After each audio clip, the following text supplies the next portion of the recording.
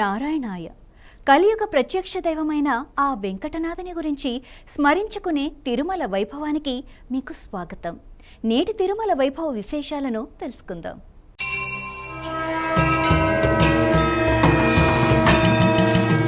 కలియుగ ప్రత్యక్ష దైవం శ్రీ వెంకటేశ్వర స్వామివారికి భక్తులు సమర్పించే మొక్కుబడుల్లో తలనీలాల సమర్పణకు విశిష్ట స్థానముంది. స్వామివారి కృపాకటాక్షాలు పొందాలన్న సంకల్పంతో దేశ విదేశాల నుంచి లక్షలాది మంది భక్తులు తిరుమలకు చేరుకొని తమ తలనీలాలను స్వామివారికి సమర్పిస్తూ ఉంటారు. అయితే ఈ ఏడాది మే నెలలో శ్రీవారికి తలనీలాలు సమర్పించిన భక్తుల సంఖ్య రికార్డు స్థాయికి చేరుకోవటం విశేషం. గత సంవత్సరాలతో పోలిస్తే ఈసారి అత్యధికంగా భక్తులు మొక్కులు చెల్లించుకున్నారు. ఈ నేపథ్యంలో భక్తులకు ఎలాంటి అసౌకర్యం కలగకుండా టీటీడీ విస్తృత ఏర్పాట్లు చేపట్టి నిరంతరాయంగా సేవలందిస్తోంది.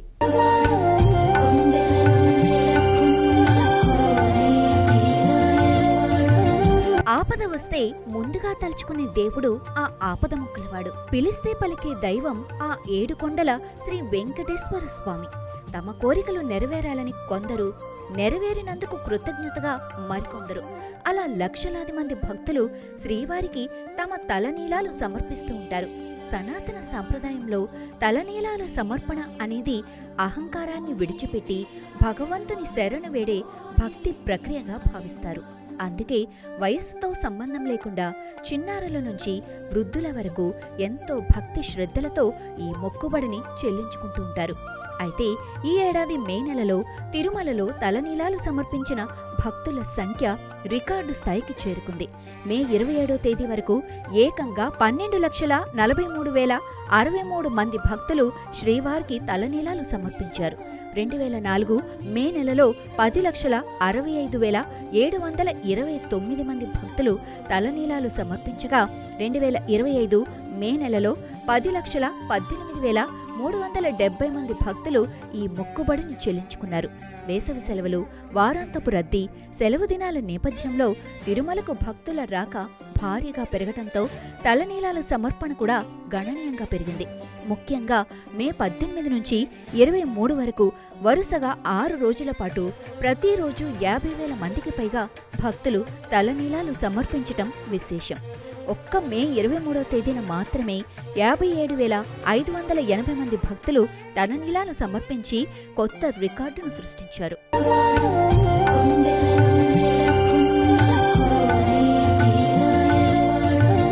తలనీలాలు సమర్పించే భక్తుల సౌకర్యార్థం టీటీడీ విస్తృత స్థాయిలో ఏర్పాట్లు పూర్తి చేసింది. ప్రధాన కళ్యాణ కట్టతో పాటు PAC 1, PAC 2, PAC 3, PAC 5, GSC, HVC, Saptagiri, Nandakam, కౌస్తుభం, శ్రీ వెంకటేశ్వర, శ్రీ పద్మావతి విశ్రాంతి గృహాల్లో ఏర్పాటు చేసిన 11 మినీ కళ్యాణ కట్టల ద్వారా భక్తులకు సేవలు అందిస్తున్నారు. టీటీడీలో మొత్తం 1,152 మంది క్షురకులు విధులు నిర్వర్తిస్తున్నారు. వీరిలో 269 మంది మహిళా క్షురకులు ఉండటం విశేషం. సాధారణంగా ఒక్కో క్షురకుడు 6 గంటల షిఫ్టులో 40 మంది భక్తులకు క్షురకర్మ నిర్వర్తిస్తారు.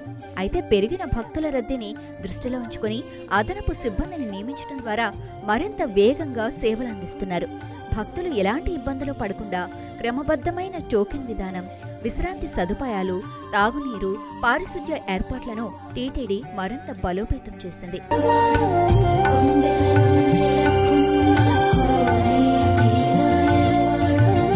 భక్తులు అత్యంత పవిత్రంగా భావించే కళ్యాణ కట్టలలో పరిశుభ్రతకు టీటీడీ అత్యంత ప్రాధాన్యత ఇస్తోంది. క్షురకర్మకు ఉపయోగించే బ్లేడ్లను ప్రత్యేకంగా శుభ్రపరిచి భద్రతా ప్రమాణాలను పాటిస్తూ వినియోగిస్తున్నారు. అలాగే తలనీలాలను ఎప్పటికప్పుడు సేకరించి భద్రపరుస్తున్నారు. అనంతరం వాటిని 4 గ్రేడ్లుగా వర్గీకరించి ఆన్లైన్ వేలం ద్వారా విక్రయిస్తున్నారు. ఈ తలనీలాల వేలం ద్వారా టీటీడీకి గణనీయమైన ఆదాయం సమకూరుతోంది. ఆదాయం తిరిగి భక్తుల సేవలకే వినియోగించబడుతోంది. ప్రతి కళ్యాణ కట్టలో స్నానపు గదులు, వేడినీటి సదుపాయం, విశ్రాంతి ఏర్పాట్లు అందుబాటులో ఉంచారు. తలనీలాల సమర్పణ అనంతరం భక్తులకు చందన బిళ్లలను అందించడం కూడా ఆనవాయితీగా కొనసాగుతోంది. ఇలా భక్తుల విశ్వాసానికి ప్రతీకగా, మొక్కుబడుల మహిమాన్విత రూపంగా తిరుమలలో తలనీలాల సమర్పణ రోజురోజుకు కొత్త రికార్డులను సృష్టిస్తూ భక్తి వైభవాన్ని చాటుతోంది.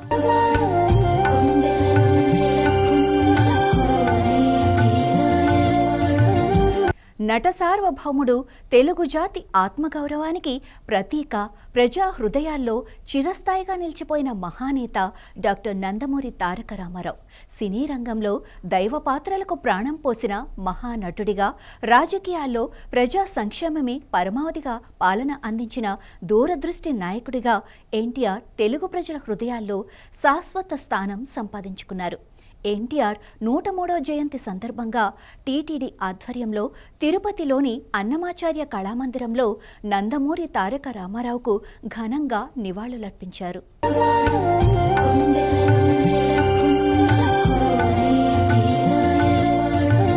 తిరుపతిలోని అన్నమాచార్య కళామందిరంలో నిర్వహించిన ఎన్టీఆర్ 103వ జయంతి వేడుకలు భక్తి, సాహిత్య, సాంస్కృతిక వైభవాలతో సాగాయి. ఈ సందర్భంగా హెచ్డిపిసి కార్యదర్శి డాక్టర్ మేడసాని మోహన్ మాట్లాడుతూ, విజయనగర చక్రవర్తి శ్రీకృష్ణదేవరాయలు ఆముక్తమాల్యదలో పేర్కొన్న రాజధర్మసారాన్ని ఎన్టీఆర్ తన పాలనలో ఆచరణలో పెట్టారని కొనియాడారు. ప్రజల సమస్యలను స్వయంగా విని ప్రజా సంక్షేమాన్ని పాలనకు కేంద్రబిందువుగా చేసుకుని పనిచేసిన మహానేతగా ఎన్టీఆర్ నిలిచిపోయారన్నారు. తెలుగు భాష, సాహిత్యం, సంస్కృతి, కళారంగాల అభివృద్ధికి ఆయన అందించిన సేవలు చిరస్మరణీయమని అన్నారు. అలాగే ఆంధ్రప్రదేశ్ సంగీత నాటక అకాడమీ చైర్మన్ శ్రీ గుమ్మడి గోపాలకృష్ణ మాట్లాడుతూ, శ్రీరాముడు, శ్రీకృష్ణుడు, కర్ణుడు వంటి దైవ పౌరాణిక పాత్రలను పోషించే ముందు ఎన్టీఆర్ ఆ పాత్రలో పూర్తిగా లీనమయ్యేవారని, అందుకే ఆయన నటనలో దైవత్వం, గాంభీర్యం, ఆధ్యాత్మిక భావం స్పష్టంగా కనిపించేదని చెప్పారు. పద్మశ్రీ శోభారాజ్ మాట్లాడుతూ, హైదరాబాద్ ట్యాంక్ బండ్పై తాళ్లపాక అన్నమాచార్యుల విగ్రహాన్ని ప్రతిష్ఠించాలన్న సంకల్పానికి ఎన్టీఆర్ వెంటనే స్పందించి ఆ కలను సాకారం చేశారని గుర్తు చేశారు. తెలుగు వైభవాన్ని ప్రపంచానికి చాటి చెప్పటంలో ఎన్టీఆర్ పాత్ర విశేషమని కొనియాడారు.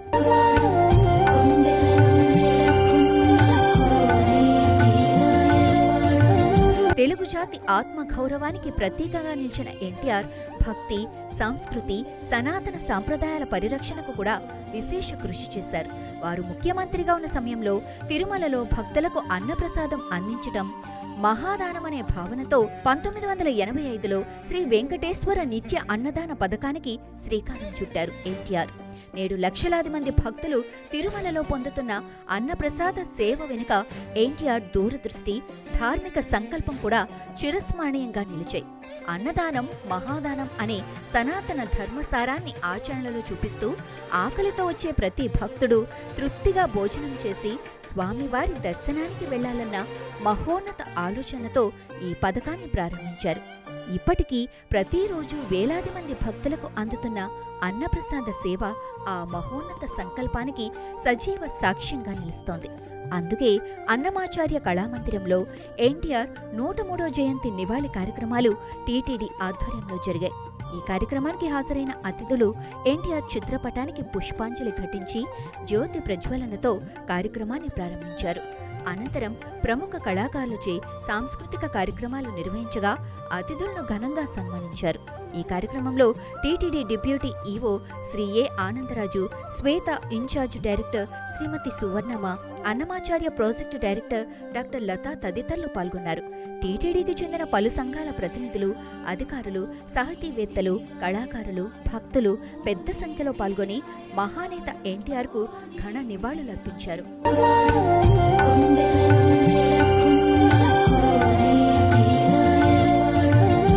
సనాతన ధర్మంలో పూలకు విశిష్టమైన స్థానముంది. పూలతో భగవంతుని ఆరాధించటం అనేది కేవలం ఒక ఆచారం మాత్రమే కాదు, భక్తి, పవిత్రత, సమర్పణ భావాలకు అదొక ప్రతీక. అలాంటి పుష్ప కైంకర్యానికి ప్రపంచంలోని అత్యంత వైభవంగా నిలిచే క్షేత్రం తిరుమల. కలియుగ ప్రత్యక్ష దైవం శ్రీ వెంకటేశ్వర స్వామివారి ఆలయంలో ప్రతిరోజు తోమాల సేవలు, విశేష అలంకరణలు, నిత్య కైంకర్యాలు, ఉత్సవాల కోసం టన్నుల కొద్దీ పూలను ఉపయోగిస్తూ ఉంటారు. మరి స్వామివారి సేవలో ఉపయోగించిన ఆ పూలను తర్వాత ఏం చేస్తారు? అవి వృధా అవుతాయా? లేక వాటికి మరో పవిత్ర సేవా భాగ్యం లభిస్తుందా? ఆ అపూర్వమైన ఆధ్యాత్మిక విశేషాన్ని ఇప్పుడు ఈ కథనంలో తెలుసుకుందాం.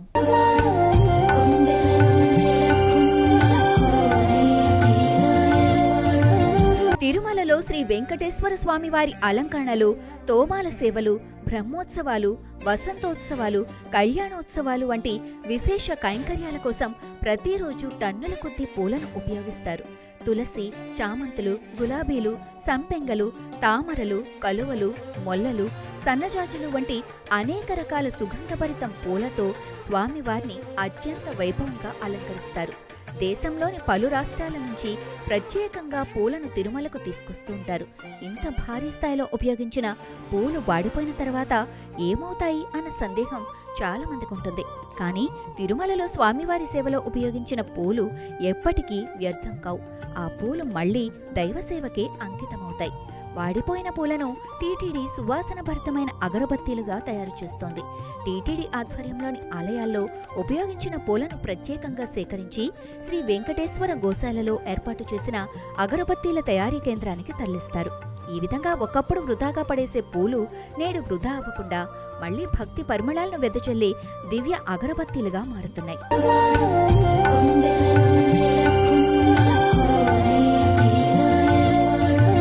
వాడిపోయిన పూలతో టీటీడీ 2 విభాగాల్లో అగరబత్తీలను తయారు చేస్తోంది. సువాసనలతో ఉండే పర్ఫ్యూమ్డ్ అగరబత్తీలు, పూల పరిమళాలతో ఉండే ఫ్లోరా అగరబత్తీలు. తిరుమల 7 కొండలకు గుర్తుగా మొత్తం 7 ప్రత్యేక బ్రాండ్లను టీటీడీ రూపొందించింది.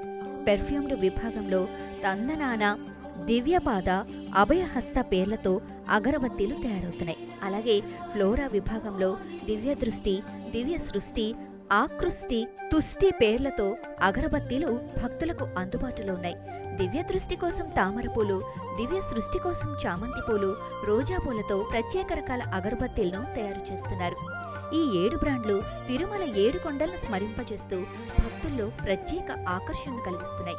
ప్రస్తుతం ఈ అగరబత్తీలు తిరుమల లడ్డూ ప్రసాద విక్రయ కేంద్రాలు, అన్నప్రసాదం సముదాయం పరిసరాలు, టీటీడీకి చెందిన పలు ఆలయాల్లో భక్తులకు అందుబాటులో ఉన్నాయి.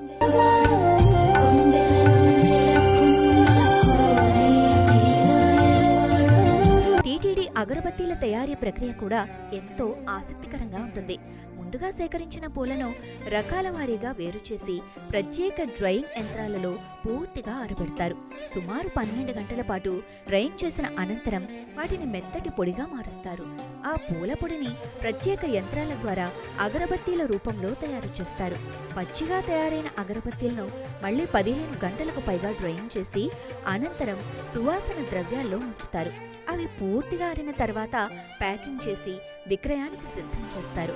రోజుకు టన్ను నుంచి 1.5 టన్ను వరకు వచ్చే పూలతో దాదాపు 4 లక్షల అగరబత్తీలు తయారయ్యేలా ఈ యూనిట్ను రూపొందించారు. ఎటువంటి హానికర రసాయనాలు లేకుండా పర్యావరణ హితంగా ఈ అగరబత్తీలను తయారు చేస్తున్నారు. ఫ్లోరా అగరబత్తీల తయారీలో బొగ్గుపొడి, చెట్టుబంక, స్వామివారి పూల పొడిని ఉపయోగిస్తారు.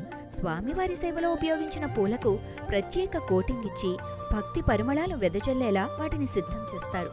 ఈ దివ్య అగరబత్తీల తయారీ వెనుక మరో గొప్ప సామాజిక సేవ కూడా దాగి ఉంది.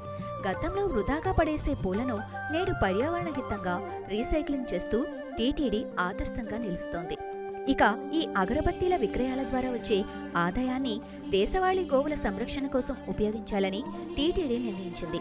అంతేకాక ఈ యూనిట్ ద్వారా దాదాపు 150 మందికి పైగా ఉపాధి లభిస్తోంది. వారిలో ఎక్కువ మంది మహిళలే కావటం విశేషం. నిరుపేద కుటుంబాలకు ఆర్థిక భరోసా కల్పించాలన్న సంకల్పంతో వారికి ఉపాధి అవకాశాలు కల్పిస్తోంది టీటీడీ.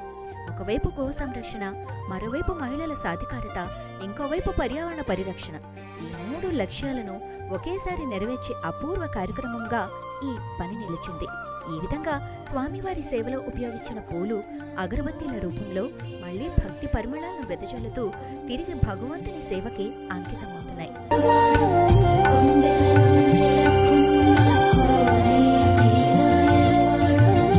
ఇవి నేటి శ్రీవారి తిరుమల వైభవ విశేషాలు. ఓం నమో నారాయణాయ.